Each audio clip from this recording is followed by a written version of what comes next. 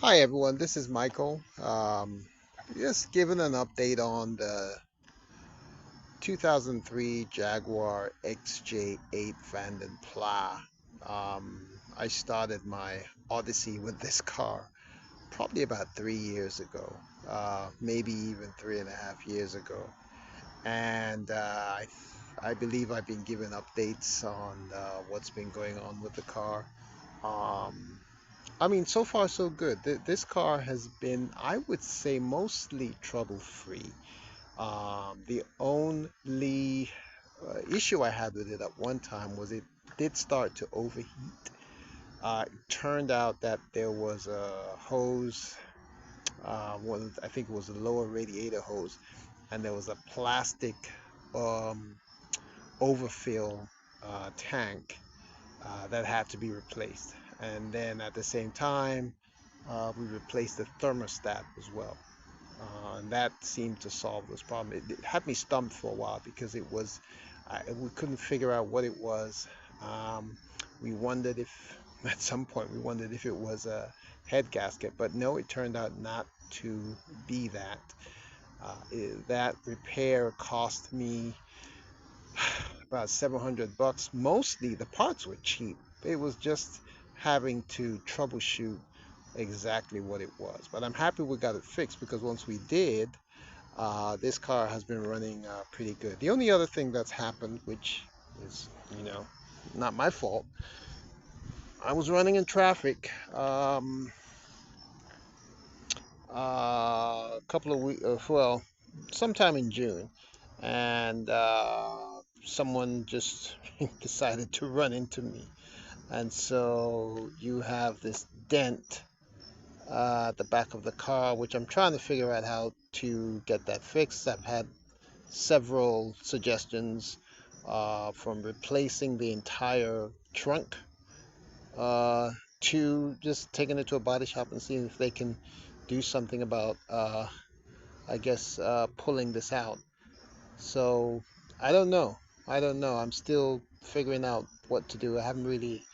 Um, I have not really investigated this as much as I should, but I'm taking my time because if you notice, I also have some paint peel on uh, I guess the rear bumper, and I would probably want to do all that at the same time. So, I figured, well, there's no rush.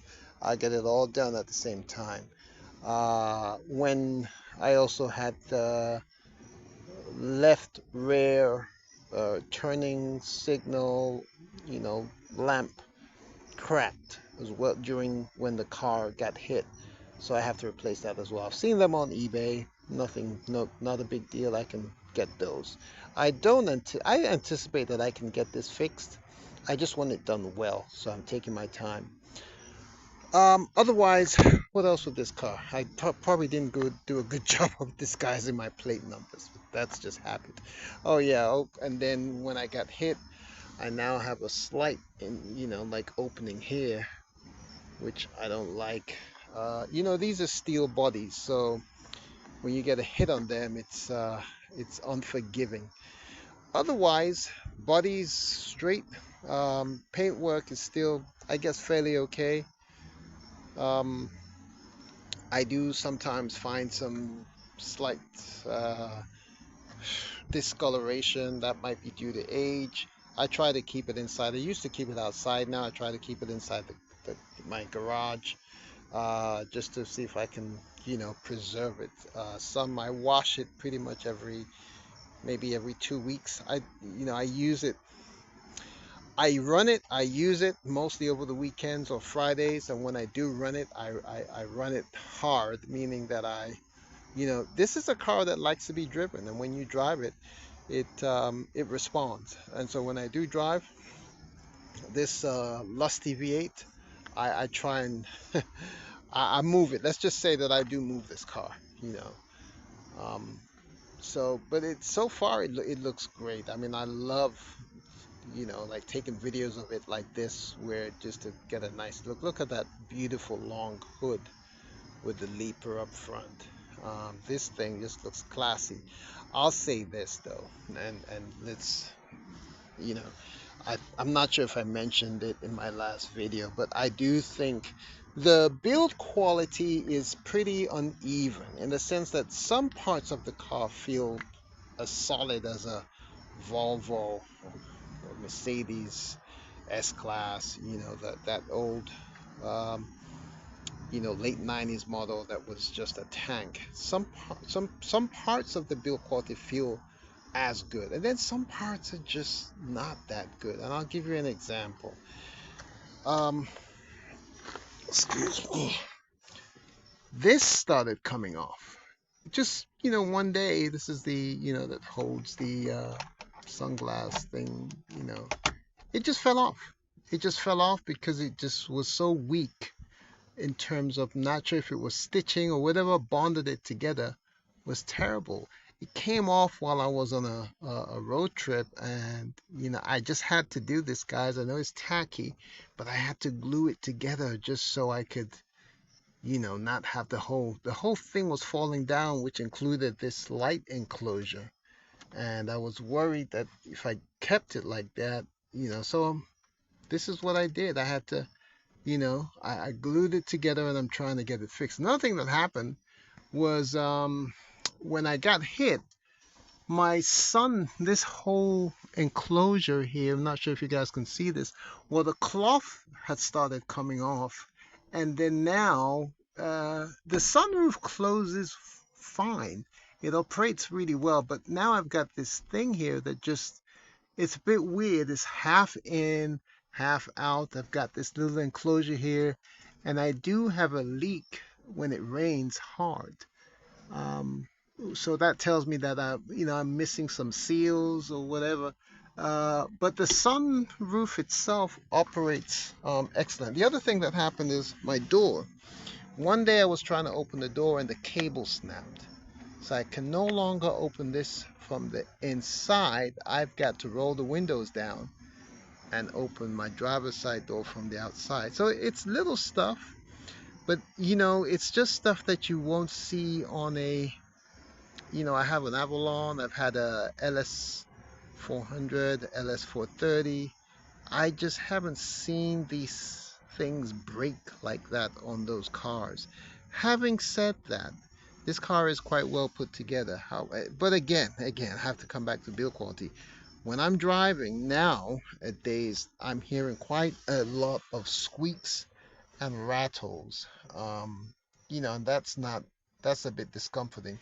What makes up for it is, of course, the absolutely beautiful ride quality.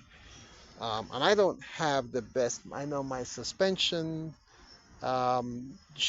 definitely needs upgrading. I have upgraded my suspension to my shocks and struts to KYBs. It still feels sometimes a bit wallowy. Again, I have to look into that. I'm probably going to do an entire suspension upgrade, which includes the hubs, and everything else that comes with it, to see if I can, restore the original, at least close to the original ride quality of this car. The interior stood up. Of course, nobody sits in here, so the back seats, the leather's in pristine condition. Oh yeah, another thing that causes those squeaks and rattles are these wood tables. I think after a while they start to, maybe it's the the hinges start coming loose, and they start making noise, and it's not too pleasant, to be honest with you. Okay, all right. Otherwise, she purrs like a kitten. I do my oil changes every 3,000 miles. Um, and so she starts right up. I used to have a bit of a battery. Well, let's get her started. See, she starts right up. No warning lights. One time, so ever so often I'll have something come up, like a One time I had low coolant, but that seemed to go away after a while, so I'm not messing with it. And then what I've had come up, let me close the door. What I've had come up ever so often is a check engine light. But again, that's gone away as well. I am averaging 20 point between 19.5 to 20.5 miles per gallon. And that's with fairly spirited driving. So I would say not bad for a big old V8 engine. Um, 20.2 miles per gallon is actually fairly decent. The only thing I would say, the gas gauge goes down rather quickly. So I wonder how accurate that is. Having said that, these cars have very large tanks.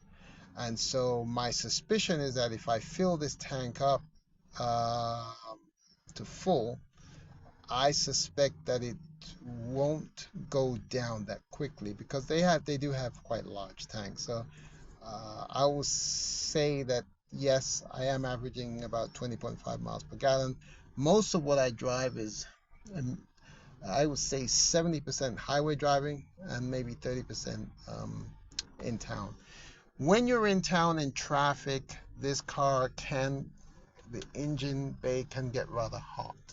And I guess that's the reason why the rubbers, the brittle hoses, can sort of get a bit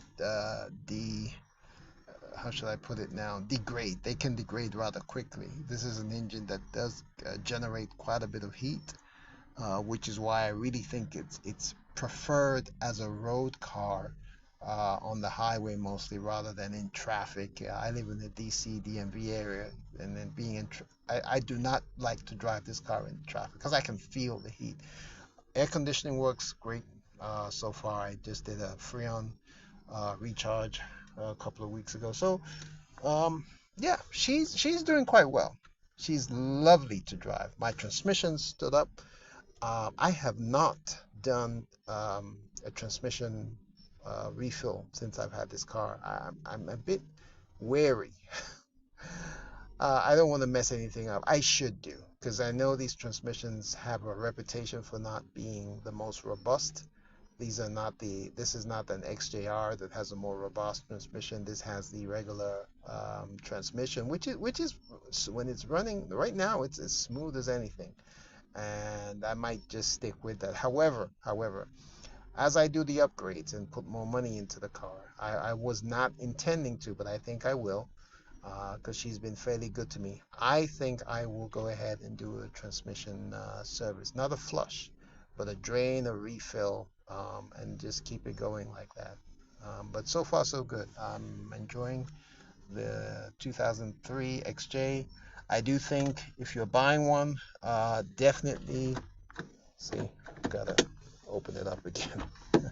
If you're buying one or thinking of buying one, definitely get one as close to the end production run of this, old style model as you can, because I think they're more reliable, especially the powertrain, the motor and transmission. That's my opinion anyways. A lot of what I've seen to be complaints have mostly been with, like 98, 99 models. If you have a 2000 and, 1 or 2002 to 2003, I think these are the cream crop to get, because the plastic timing chain guides were upgraded to more robust ones. I haven't done anything with mines on these, and most of the electrics work on this car. Have not had any issues with the electrics whatsoever. And the motor is, for a car that has 223,000 miles. As you can see, it runs as smooth as ever, and it is reliable, as in I don't have too many issues with it. I've changed the coil packs, do my oil changes. I think I've changed the spark plugs to NGK iridiums, and this thing runs nice and smooth. I've gone on some long rides and it just glides, no issues whatsoever, besides the minor imperfections that I mentioned earlier. All right, guys, this is Michael, and as time goes on, if there's anything else major that comes up, I'll post it. So it's my Odyssey with the XJ8. Oh, something I'm thinking of doing, and I'd like some comments on this. I want to do a really long ride with this car, from Maryland to California. And I'm planning on doing that sometime, maybe 2026 or so. And but I need to get the car beefed up, prepared, road ready, as much as I can to make sure that it can do that run. And I'd like to have any suggestions on that. What would you do if you were me? How would you get this car ready? Um, so let me know, guys. Bye.